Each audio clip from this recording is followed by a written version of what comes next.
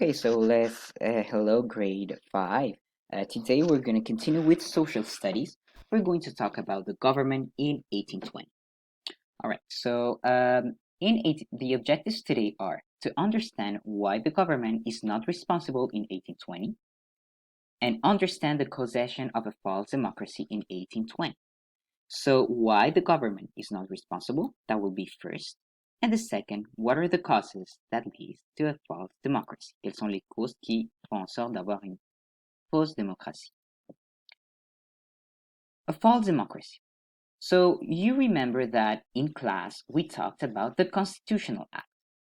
So the Constitutional Act in 1791 was created to divide the province of Quebec into Lower Canada and Upper Canada.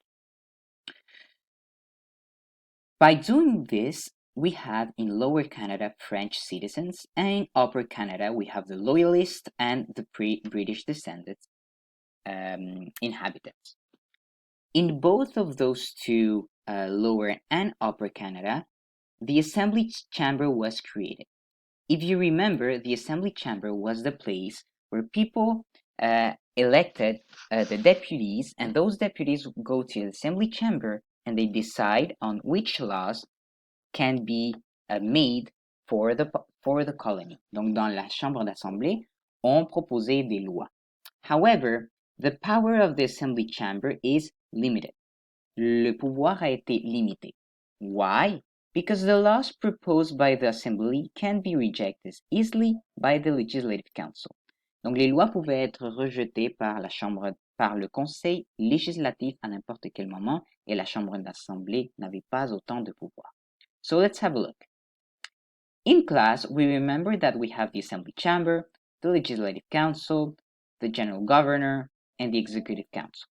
So this is the path that a law follows. Ça, c'est le trajet qu'une loi va faire pour pouvoir être appliquée. So the Assembly Chamber, they propose some laws, quelques projets de loi, and then they send this law to the Legislative Council. The Legislative Council either approves or they reject the law. All right? Then, if the law is approved, the law goes to the General Governor, and the General Governor either approves or rejects the law already chosen by the Legislative Council. When the General Governor says, yes, that law works, then they send the law to the Executive Council. The Executive Council, they share with the General Governor the ideas on how to apply the laws.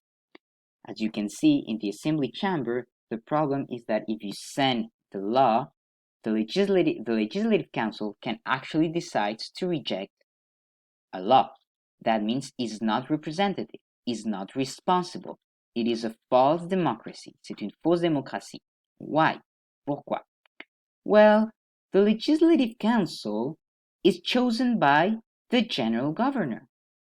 So, if the Legislative Council decides to reject a law, then it is not representing the population. Le Conseil législatif ne représente pas la population.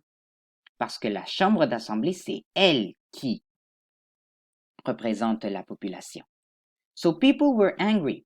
Why? Well, because a lot of laws were rejected by the Legislative Council and the General Governor.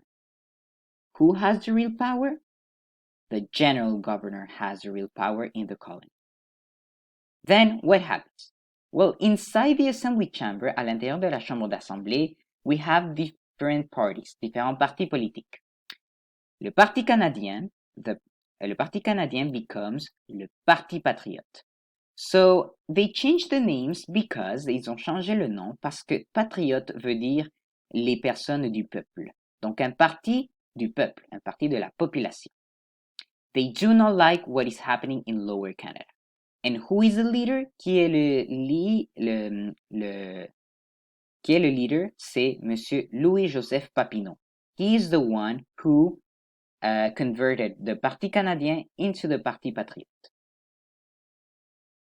So what happens next? Louis-Joseph Papineau talks to the British government if they can actually put in place resolutions. Il veut mettre des résolutions. Les résolutions, ce sont des demandes de partis patriotes pour pouvoir arranger les choses. Combien de résolutions? 92. They need 92 resolutions. Louis-Joseph Papineau talks to the British government, but they say, no, we don't want your resolutions. Ils ne veulent pas les résolutions de Monsieur Papineau. So, le Parti patriote is very angry, and they organize popular assemblies. Ils organisent des assemblées populaires. What is a popular assembly? This is a popular assembly. Une assemblée populaire. It's where people gather and they talk about the problems about the colony. And a lot of those people are really, really angry because they're not represented well in politics. Ils ne sont pas représentés correctement. Et en plus, in addition to that, the 92 resolutions were rejected by Great Britain. Les 92 résolutions ont été complètement rejetées par la Grande-Bretagne. So what happens next? What do you think will happen next? Well, the 1837 rebellions begin. Les rébellions de 1837 vont commencer. Je t'attends pour l'autre vidéo de Social Studies.